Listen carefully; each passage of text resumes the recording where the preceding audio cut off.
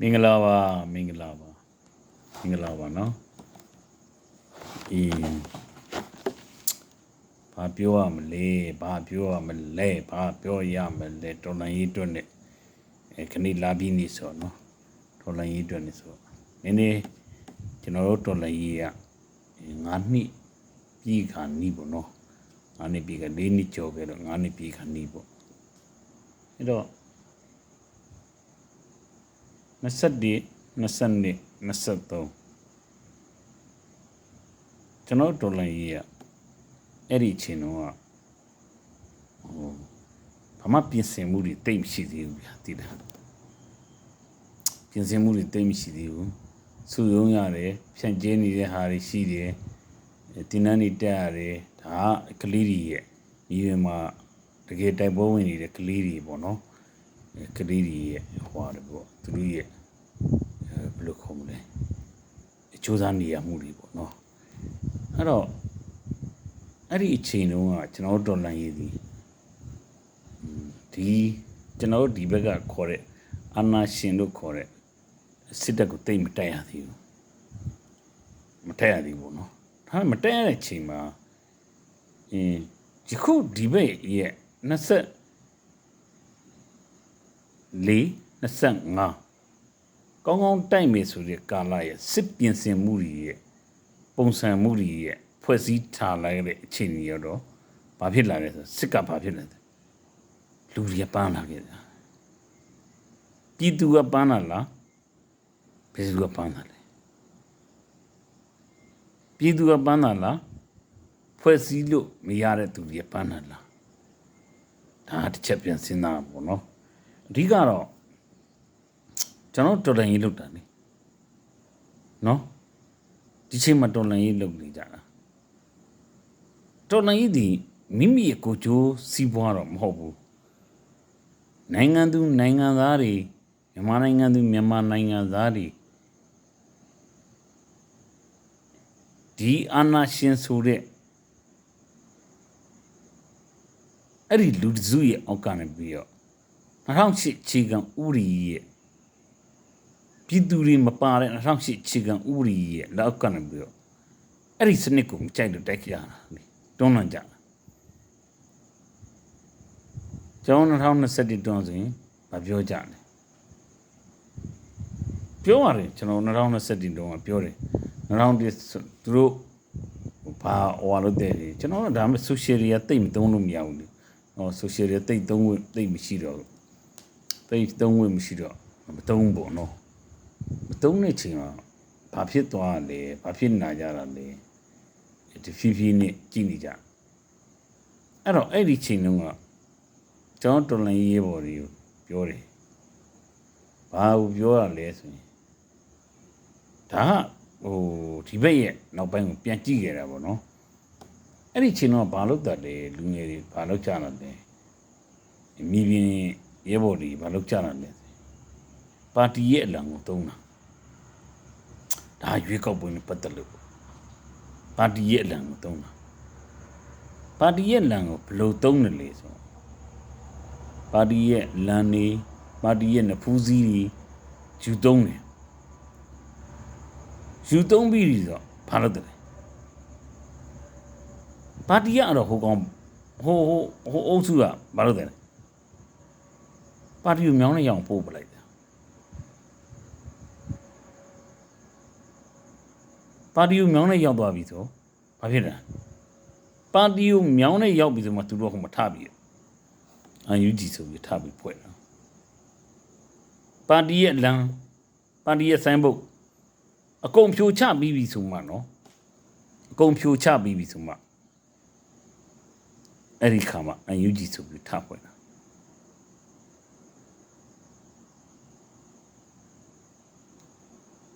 လူလူကောင်းဆောင်ကပြောပြီးသားမေတော်ဆန်းစုကြည်ဒီဘာပြောရလဲဆိုရင်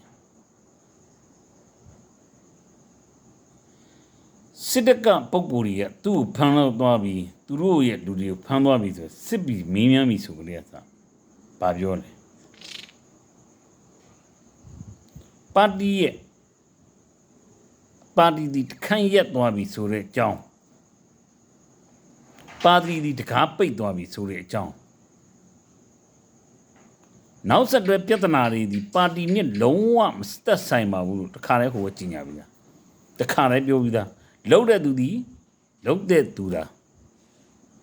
ဒါဟုတ်ဘယ်လိုခေါ်မလဲဟိုတာဝန်ရှိဟွာလုံးရှိနေသူတို့ယူရမှာပေါ့တာဝန်ယူမှုတာဝန်ခံမှုယူရမှာပေါ့ဒါဟာလူဒုခေါင်းဆောင်လို့ရဲ့မဖန်ခင်ကဟိုဟွာတော့ဟိုလူတွေကိုပြောတဲ့စကားပေါ့ထပ်နောက်တော့ကျွန်တော်တို့ကပြန်ကြားတဲ့ချိန်ရတော့ကျွန်တော်လူငယ်ပိုင်းလူလက်ပိုင်းလူငယ်ပိုင်းတွေရဲ့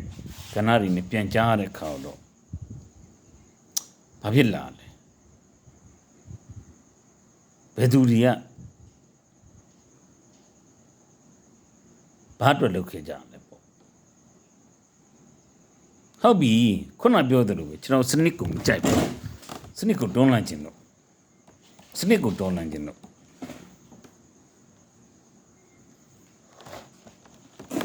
စနစ်ကိုတွန်းလှန်ခြင်းပြီဆိုပြီးဒီဘက်ပိုင်းကိုပြန်သွားကြည့်အောင်နော်ဒီဘက်ပိုင်းကိုပြန်သွားကြည့်အောင်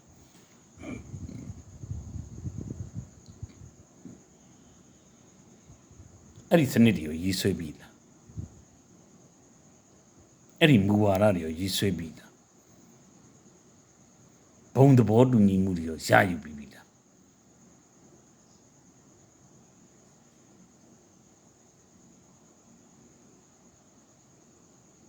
ဘုံသဘောတူညီမှုတွေရောဘယ်သူနည်းရခဲ့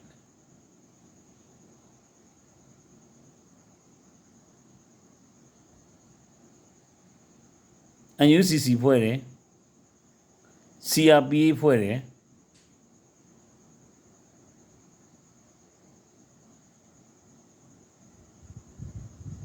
ဘာလို့တာလဲအခုဘယ်တိုင်းရင်းသားတွေအများဘယ်မူဝါဒတွေနဲ့ဘယ်ဘုံသဘောတူညီချက်တွေနဲ့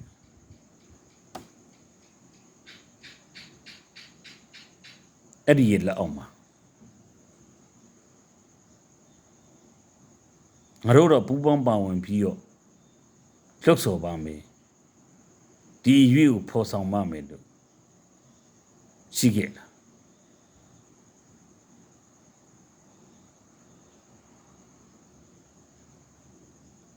ရှိခဲ့ဘူးမရှိခဲ့လို့ယခုချိန်ထိအောင်တိုင်းသားတွေနဲ့စူးစီးလို့မရ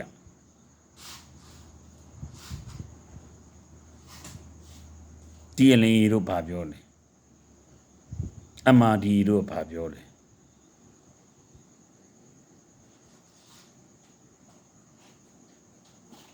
ခု KNU တို့ကဘာပြောလဲ EE တို့ကဘာပြောလဲ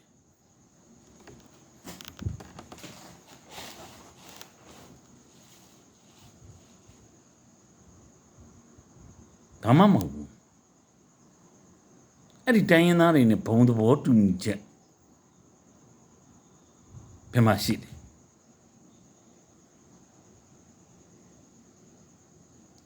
ဦးအောင်ထူးထုတ်ထားတဲ့ဖရရဲ့အခြေခံဥပဒေတစ်ခုကိုကောက်ယူပြီးတော့ UCC ကပဲရေးဆွဲတယ်လို့ CRPA ကပဲရေးဆွဲတယ်လို့ UG ကပဲရေးဆွဲတယ်လို့နဲ့လေးအောင်ထူးရဟာရေးချပြ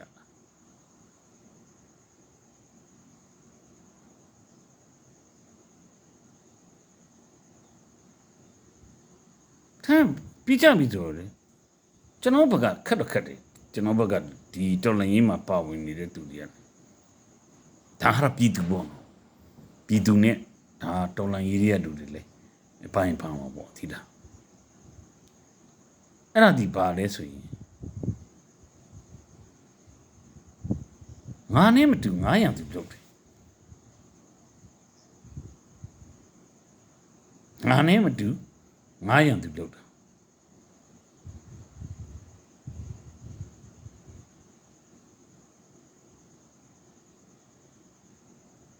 ဒီလူမိတ်ဖက်စကားဘယ်လိုပြောရမလဲဆိုတာ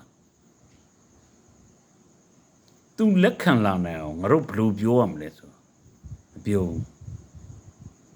ဒါကိုအချင်းချင်းမှဖြစ်နေတဲ့ဟာနော်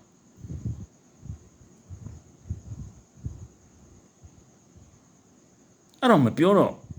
ဘာဖြစ်လာလဲဆိုတော့တစ်ဖက်ကအဲ့ဒီအဟာကိုသိတယ်ရိုက်ချလိုက်တာ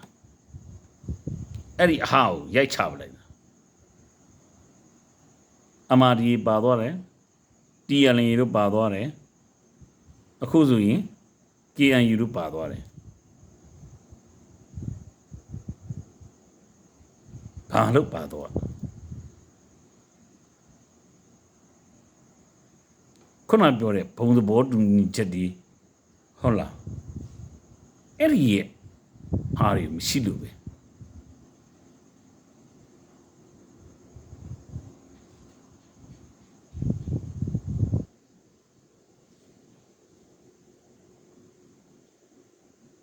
တချို့ဆိုရင်ဘာလို့ကြရမှာလဲ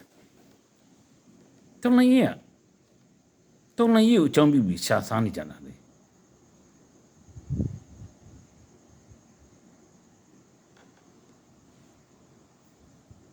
တုံးလည်းကိုအကြောင်းပြုပြီးရှာစားနေကြတာဒါအန်ယူဂျီတခုတည်းကိုပြောတာမဟုတ်နော်တချို့တော့တိုင်းရင်းသားတွေလည်းပါမှာပေါ့တချို့တော့ဗမာမြို့နယ်ဗမာတိုင်းရင်းသားတွေလည်းပါမှာပေါ့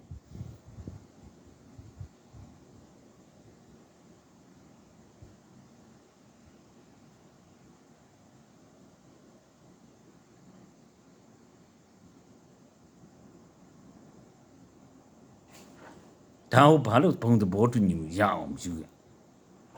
တချို့ဆိုကျွန်တော်တို့ကြားနေရတယ်ဘာတွေကြားနေရတုံလန်ကြီးကိုအကြောင်းပြုပြီးလှူခံပြီးဘာလုပ်တယ်သူတို့ရဲ့ပြည်နေရဲ့ကြီးရွာတွေကိုသူတို့လူထုကိုပြန်ထောက်ပံ့တယ်အဲ့ဒီရံပေါ်တရွာကိုခွဲရအောင်နေဘလောက်ဘယ်ဟာခွဲရအောင်နေဘလောက်ဒါမဲ့တုံလန်ကြီးရဲဘော်တွေရတော့ဘယ်သူ့ကိုတွားယူခံအန်ယူဂျီတွေကိုတွားယူခံအန်ယူဂျီတွေကိုတွားယူခံတယ်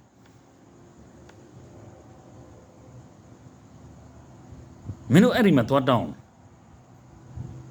အဲ့ဒီမှာသွားလို့ချင်ဒါတစ်ဖက်ရဲ့ဒါမှမဟုတ်ကျွန်တော်တို့ဒီဒေါ်လာရေးချိန်ပါမအားနာပါနဲ့ကျွန်တော်တို့ရဲ့ရှေ့မှာသွားနေတဲ့ခေါင်းဆောင်ဖြစ်တယ်အန်ယူဂျီတို့ကလည်းမအားနာပါနဲ့ခင်ဗျားတို့ဘာကိုအားနာနေရလဲ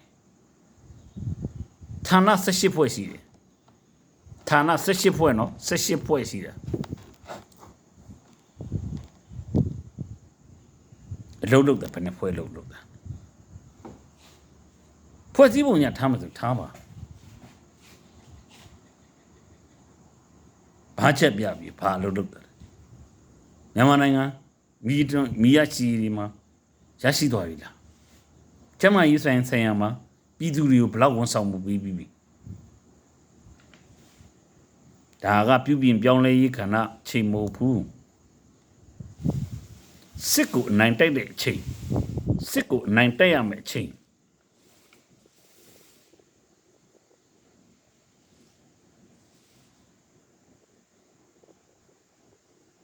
ဟိုမောင်တကြီးကိုဆိုင်ကယ်ကြီးနဲ့စီးပြခိုင်းလိုက်ဟိုကလေးတွေကိုဆိုင်ကယ်ကြီးနဲ့စီးပြခိုင်းလိုက်ဒါလုံးမဟုတ်ဘူး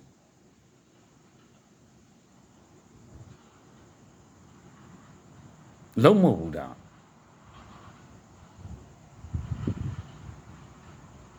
ခုနနိုင်နေပါပြီဒီနားနိုင်နေပါပြီမအောင်နဲ့တစ်ချက်ကျွန်တော်တို့ခေါင်းဆောင်တွေပိုင်းဆိုင်ရာတစ်ချက်သိရမှာဒီဘာလဲဆိုရင်မြန်မာနိုင်ငံအလဲပိုင်းဒေသဒီဘာဒေသလဲရခင်ကဘာဒေသလဲဖြူအောင်နေပြီလားအမဲရောင်နေပြီလားစဉ်းစားဖြူအောင်နေပြီလားအမဲရောင်နေပြီလားစဉ်းစား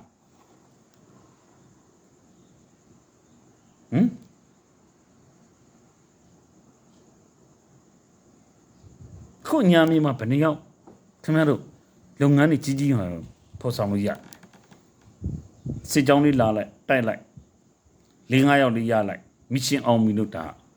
ခုံ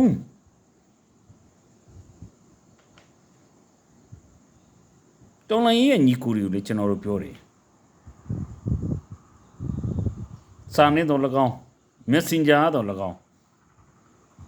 စစ်တိုက်တယ်ဆိုတာအမျက်ရှိမှတိုက်အမျက်မရှိမတိုက်နဲ့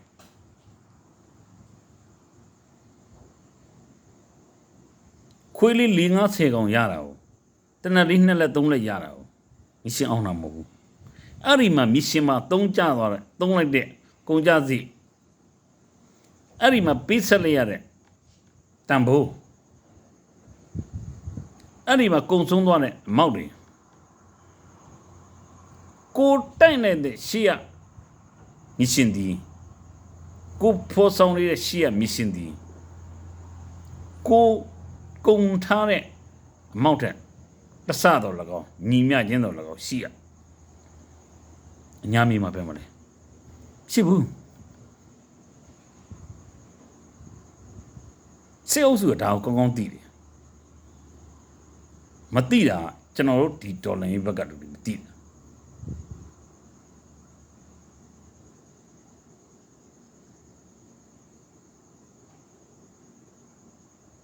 ဖရဲဘယ်မှာလဲဖရဲဘယ်နာကိုဖရဲလဲမြေကြီးလေးရှူသွားလား2025ရောက်တော့အဲ့ဒီဖရဲမြေကြီးလေးရှူသွားလား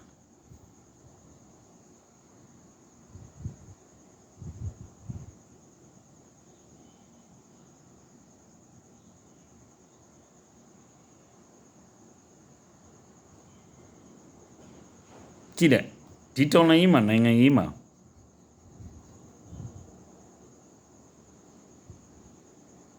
ဟိုဆိုင်ဆရာကြီးပြောတယ်လို့ပဲဘာပြောခဲ့ရလဲဆိုရင်ဆိုင်ဆရာကြီးတူဆိုမြန်မာနိုင်ငံမထူးတတ်ဘူးတဲ့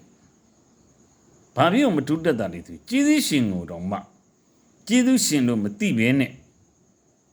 ကျေးဇူးရှင်တယောက်ကိုရန်သူတယောက်လိုပါစော်ကားနေတယ်ဒီနိုင်ငံဘယ်တော့မှတူတတ်ဘူးတဲ့တိုင်းရင်းသားတွေတွားကြည့်လိုက်လေဘိုးကျောင်းဆောင်ကျေးဇူးတင်တာတွားမိကြည့်လိုက်ကျေးဇူးတင်ဘယ်တိုင်းရင်းသားကျေးဇူးတင်လဲမိကြည့်လိုက်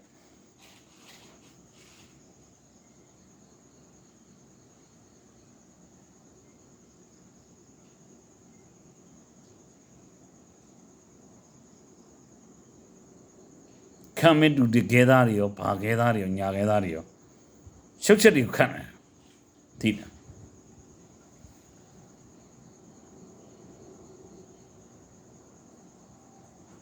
အခုတော်လန်ရင်မအောင်ကြည့်လိုက်ဘာတွေတော့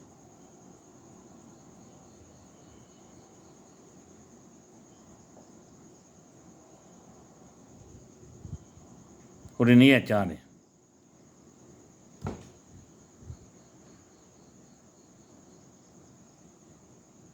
ဘာကြားလဲဆိုရင်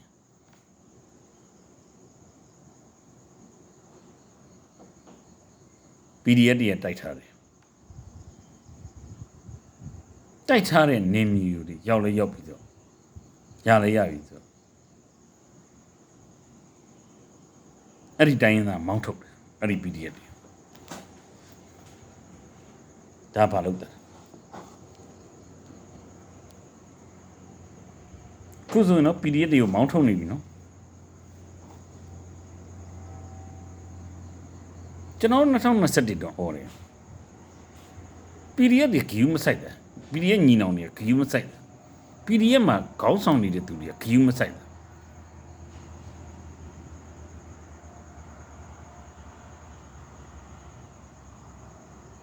အဲ့ဒီနေမြေတွေမှာမတော်ပါနဲ့ဩတယ်မရဘူးသွားတာ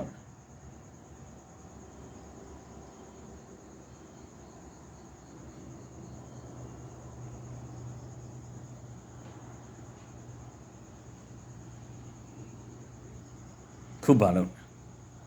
ဟိုမှာပကတ်ကြီးနဲ့အေးစစ်စစ်ပဲပကတ်ကြီးနဲ့ရန်သူလိုင်းတိုင်ပဲထတိုင်ပဲ နိုင်ငံတကာမှာရောက်နေတဲ့ပြည်သူတွေနဲ့ဟုတ်လားမြေပြင်ကပြည်သူတွေကတော့ဟောလို့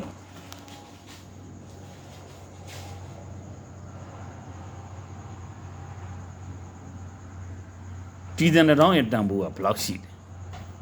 ခင်ဗျားတို့သိတော့ကျွန်တော်တို့မသိဘူးကျွန်တော်ပြည်သူမသိဘူးခင်ဗျားတို့တိုက်နေတာခင်ဗျားတို့သိတော့ခက်ကြီးပေါ့အေးစင်းနဲ့ဟုတ်လား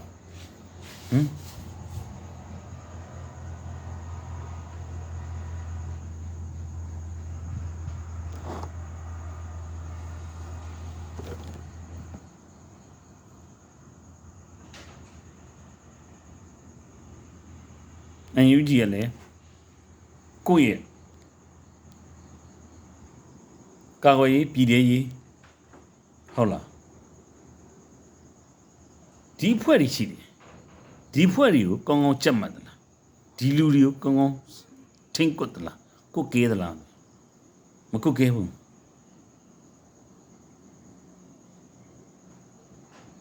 ဒီကောင်မောင်နှမတွေတေချာကြည့်နော်သမရာယုံကထုတ်တဲ့စာဒီUG ယုံကထုတ်တဲ့စာတူရလားလို့စဉ်းစားကြည့်ဒူဝါလရှိလားခေါ်တယ်သမရာကြီးဒူဝါလရှိကခေါ်တယ်ပါလေသမရာမိတ်တော်မှမဆောင်သမရာဟိုမှာရောက်နေပြီမြေပြင်မှာရောက်ပြီးအလုပ်တွေလုပ်နေသမရအမိန်တော်မနာဘူး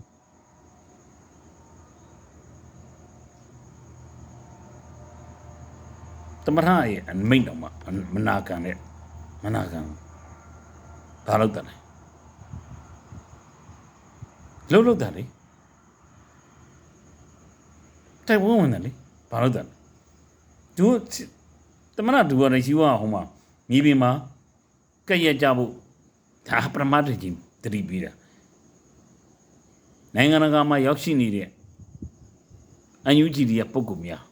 ဌာနဆိုင်ရာရဲ့ပုံကူများမြေပြင်နဲ့ပြည်သူတွေနဲ့တော့၎င်း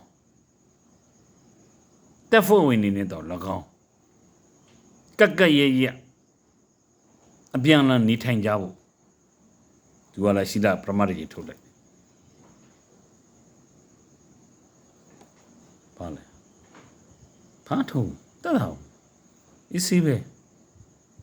နေမြဲနေပြီဘုံနေမြဲကြားနေမြဲပဲဟောနောက်တစ်ခါထပ်ထုတ်တယ်UG တွေကလူတွေမြေပြင်ကိုဆင်းခဲ့ကြဖို့မြေပြင်မှာအလုပ်လုပ်ဆောင်ကြဖို့ခေါ်တယ်နောင်အစီပဲ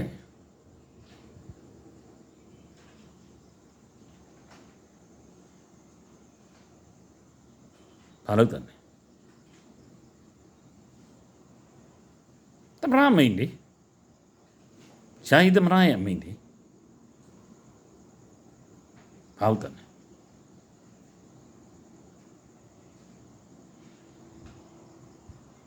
ယာယီသမရရဲ့အမိန်ကိုတော့မလွန်ဆိုင်နေ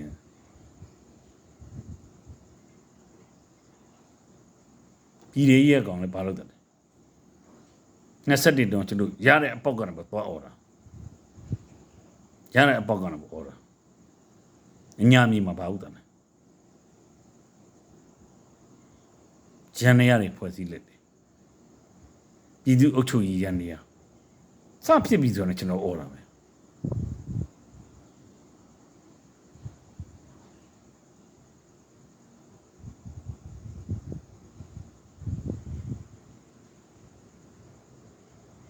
ဘာကံဖာရီပါလာဖာရီပါအားဖာရီဖွဲ့တယ်ဟုတ်တယ်နေမျိုးစင်စစ်ဖို့နေမြေတွေမှာဒီလိုတွေဖြစ်နေကျွန်တော်တို့ line ပေါ်တွေရတဲ့အပေါက်တွေနဲ့တက်អော်တယ်ဘာလို့လဲတိတောင်မလုပ်ဘူး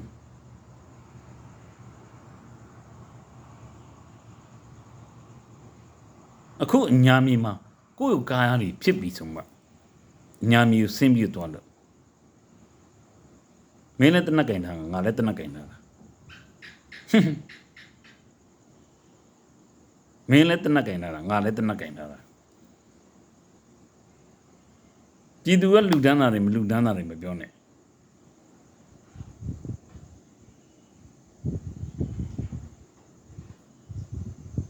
ဒီမှာ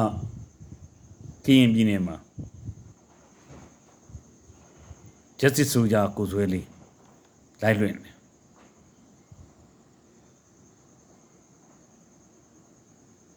Justice ဆိုကြကိုဆွဲလေးထောက်ပံ့တယ်တစက်ကထောက်ပံ့ပြီးတဲ့ပစ္စည်းတွေဟိုကလေးကဘာသွားပြလိုက်တယ်ဟိုကလေးက quality ဘလောက်ညံ့နေဆိုတဲ့အကြောင်းဘလောက်ကြီးမကောင်းဘူးဆိုတဲ့အကြောင်းဘာဟုတ်တာလဲ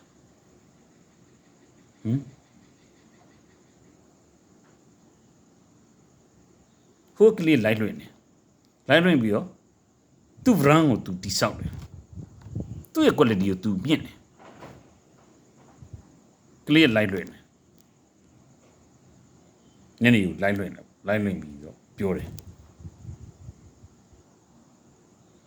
အဲ့ဒီကလေးကိုဘာပြောလဲ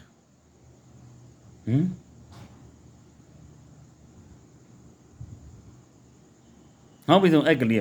တက်နိုင်မဆန်နိုင်မလွန်ဆန်နိုင်ထွက်ပလိုက်တယ်အဲ့ဒီလောက်ကအဲ့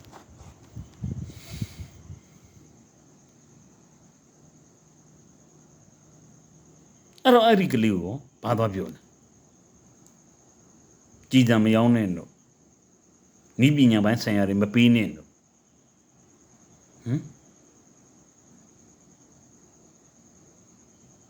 ဒီကလေးကိုလမ်းလွဲသွားပြီဆိုဒီကလေးကိုလမ်းကြောင်းပေါ်ပြန်တက်အောင်18ဖွဲ့ရှိတယ်18ဖွဲ့ရှိတယ်တဖွဲ့တော့ copy ဝိုင်းနေကိုစီးပြီလေငကားလွတ်သွားတယ်ငကားကို18ဖွဲ့ရှိတယ်ဌာနဆိုင်ရာ18ဖွဲ့ရှိတယ် copy စီးပလိုက်ပြီဝိုင်းနေကိုပြန်ထက်မလုပ်ဘူးဟိုမှာဒုံးတရင်ကြီးတွေတောက်ကတော့ထွက်ပလိုက်မယ်တချို့တရင်နေတယ်ဘာလို့တယ်အဲ့ဒီလက်အောက်ကတော့ထွက်ပြီးတော့တိုင်းတိုင်းအီယာဝတီရဲ့တဲဝင်ချသွားအဲ့ဒီလက်အောက်မှာခံနေလိုက်တယ်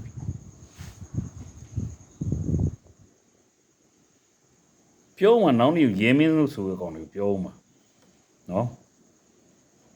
ရဲမင်းတို့ကောင်တွေတတိထားမင်းတို့အပြစ်တွေမင်းတို့ရှိတယ်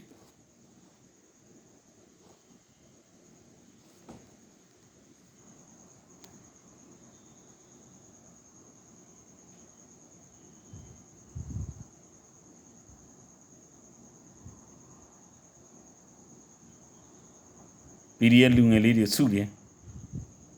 အခုမှဘီဂျီရဲ့ထဲပေါင်းသွားမှမခေါ်နဲ့ခေါ်လို့မရဘူးအဲ့ဒီကလေးတွေဘာလို့ပေါင်းသွားလဲစစ်ခွေးဘက်ကတစ်ဖက်နဲ့ဘာလို့ပေါင်းသွားတာကိုညံ့လို့အခုချိန်မှထပြီးလိုင်းပေါ်မှာရှောက်အောင်မနေနဲ့တကားပဲ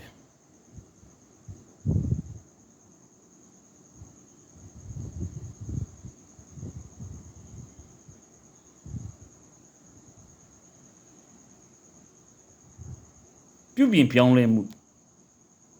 အယုံကြည်ရဲ့ပြုပြင်ပြောင်းလဲမှုဘယ်နေရာမှာပြုပြင်ပြောင်းလဲ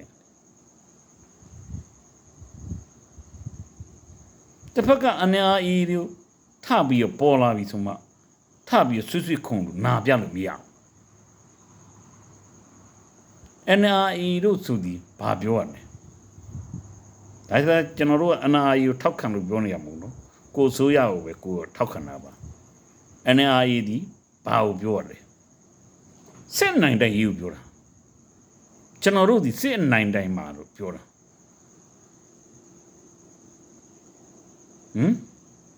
သူကဘာပြောလဲဆိုးရလုပ်ဖို့ရရေးကိုပြောတာဆိုးရလုပ်ရေးကိုပြောတာသူကနောက်မှပေါ်လာတဲ့သူလေအယူကြီးကိုရှိမှအရင်ကိုရဲ့အဆိုးရလေ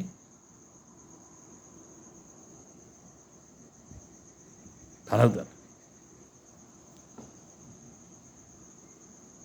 ခင်ဗျားတို့စားတဲ့ပုဂ္ဂိုလ်တွေ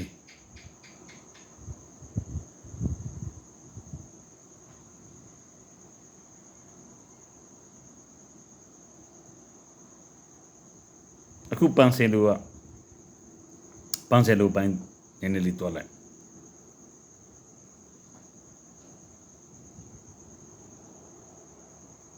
ဒီတော်လန်ရဲ့နဲ့ပြီးတော့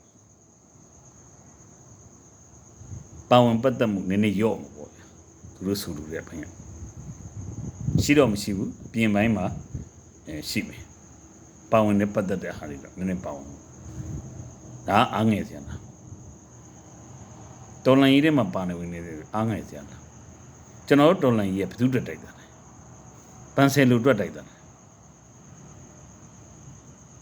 သူမရှိဘာဖြစ်တယ်ဘာဖြစ်ဘူးလေကျွန်တော်တော်လန်ကြီးသွားနေရမေတော်အောင်ဆန်းစုကြည်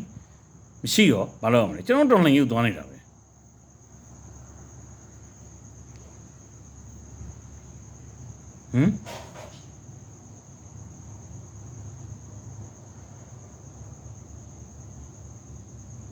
ဟိုခုမှပန်းစင်လို့အတွက်ဟိုဟာလုပ်ပြီး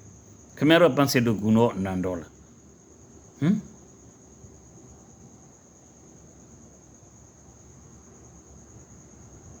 ခါရတီလမ်းနေမြန်လွဲနေသလားလို့စဉ်းစားကြည့်ကြအောင်ကျွန်တော်တို့ကဒါအပြူသဘောဆောင်ပြီးပြောတာနော်ဘယ်သူမှမုံချင်းစော်ကားချင်းတိုက်ခတ်ခြင်းမဟုတ်ဘူးဒီလားမုံချင်းစော်ကားချင်းတိုက်ခတ်ခြင်းတခုမှမပါဘူးဒါအပြူသဘောဆောင်ပြီးပြောပြတာပြုပြင်ပြန်စရာရှိရင်ပြုပြင်ရမယ်ပြောင်းလဲစရာရှိရင်ပြောင်းလဲပလဲမကြောက်နဲ့ဒေါ်လာကြီးမှာပြုပြင်ပြောင်းလဲဖို့ရမကြောက်နဲ့အာနာရှင်ဦးတော်မှနှစ်ပေါင်း60 90လောက်အုပ်ချုပ်နေတဲ့အာနာရှင်ဦးတော်မှတွန်းလာနေတာဒီလူလဲဖို့ရခက်ခဲနေရလားတစ္ဆာတွေဆိုထားကြလို့လားကျွန်တော်တို့ဒီတော်လိုင်းမပြီးမချင်းဒီလူတွေမလဲပါဘူးလို့တစ္ဆာဆိုထားလို့လားအဲ့လောက်ခက်ခဲနေရလားပန်းစဲလူကဟိုမှာဘာဖြစ်သွားလဲအမေရိကန်နိုင်ငံမှာမာကတ်တွေနဲ့မိသားစုတွေရောအကုန်လုံးအဲ့မှာရောက်ပါတော့တန်စကီးနေမရဘူးနော်တော့တန်စကီးနေမရဘူးဟိုမှာဖင်မွေးပြောင်းနေတဲ့အန်ကယ်ယူအန်တို့နော်အများကြီးဗျာညာဒါအန်ကယ်ယူအန်တို့ဆိုကျွန်တော်တို့တယောက်လောက်ပဲတီးလို့နော်နေလေးဟိုကတော့အများကြီးရှိတဲ့သူဖင်မွေးပြောင်းနေတဲ့သူမာကတ်မပြောနဲ့အိုးအိမ်ကိုတောင်မှပိုင်ဖို့ရတော့မှဝေးကြီး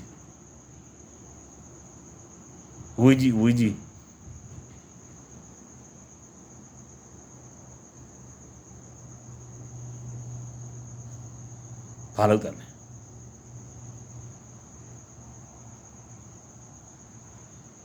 ပြိုင်လူတွင်းရင်ရွေးနိုင်ပါသည်ဘာလဲသူ့ဆိုင်ကိုတည်ဖို့ရတော့ခင်ဗျားတို့ပြိုင်လူတွင်းပေးနေကြအဲ့ဒီရလာတဲ့အမျက်တွေကခင်ဗျားတို့အဲ့ဒီတော့မှပြည်သူကိုထောက်ပံ့မှာလားအဲ့ဒီတော့မှကျွတ်တို့ရဲဘော်တွေရှင်းတမ်းမှာလား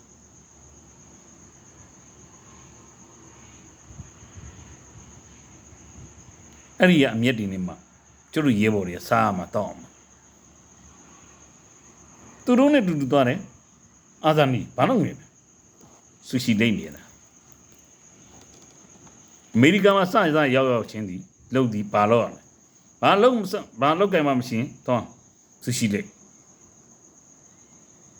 ကိုမင်းကောင်မကုန်းဘာလို့နေဒါကိုမင်းကောင်ကုန်းနှိမ့်ချလို့ပြောတာမဟုတ်ဘူးကိုမင်းကောင်ကအရက်တောက်ပြီးအရက်ဖောနေတယ်ကြီးဟိုမှာဆိုင်နေမာကတ်တွေပိုင်သွားပြီအာသာနီတို့ဆူရှီလိမ့်နေတယ်ကြီးဟိုမှာမာကတ်တွေပိုင်သွားပြီဒေါက်တာမြတ်ဦးကြီးတို့ကားနဲ့ဖင်နဲ့ကားကိုဖင်ကြားနဲ့ညှက်ပြီးတော့နေတဲ့ချီဟိုမှာဘာလို့လဲမကတ်မိုင်းတော့ဒါဒေါ်ပန်ဆယ်လူရဲ့ကိစ္စတွေပါဒါပြပြင်ပြောင်းလဲစရာရှိရင်ပြပြင်ပြောင်းလဲအောင်လို့အပြုသဘောဆောင်ပြီးပြောတယ်ဝေဖန်ထောက်ပြရဆိုရင်လည်းဒါပြည်သူတွေဝေဖန်ထောက်ပြတော့ဗျာနော်ဒါကိုတွေးကိုအမြင်ကိုအကြံစားနဲ့ကိုပြောတာကျွန်တော်ဘက်ကလူတွေလည်းတော်တော်ခက်တာဒီ လိုချင်တာဒီမိုကရေစီဒါကတော့ပြောနေတာပဲဒီမိုကရေစီဘယ်နာဘယ်ချုံကြားနေပေါ်အော်နေရလဲတော့မသိ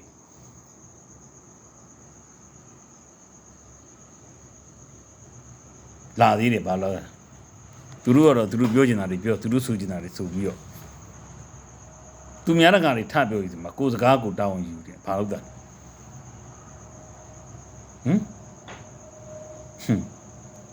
ပြောတော့လိုချင်တာဒီမိုကရေစီဒီပါဇက်တွေဒီလိုပြောတတ်အောင်လို့ကျတို့လူထုခေါင်းဆောင်က NND ရဲ့မူဝါဒကိုခင်ဗျားတို့ထပ်ပြောလိုက်မယ်အကြမ်းမဖက်အာနာဖီဆန်ရေးဟာ NND ရဲ့မူဝါဒပဲမှတ်တာအကြမ်းမဖက်အာနာဖီဆန်ရေးဟာလူထုခေါင်းဆောင်တို့ကင်ဆွဲထားတဲ့အဲ့ဒါဒီပါဇက်ပေါက်တွေပြောတွန်းအောင်လို့မဟုတ်တာမမှန်တာနေလို့တက်ကောင်းနေဆိုရင်ပြောနိုင်ဆိုနိုင်အောင်လို့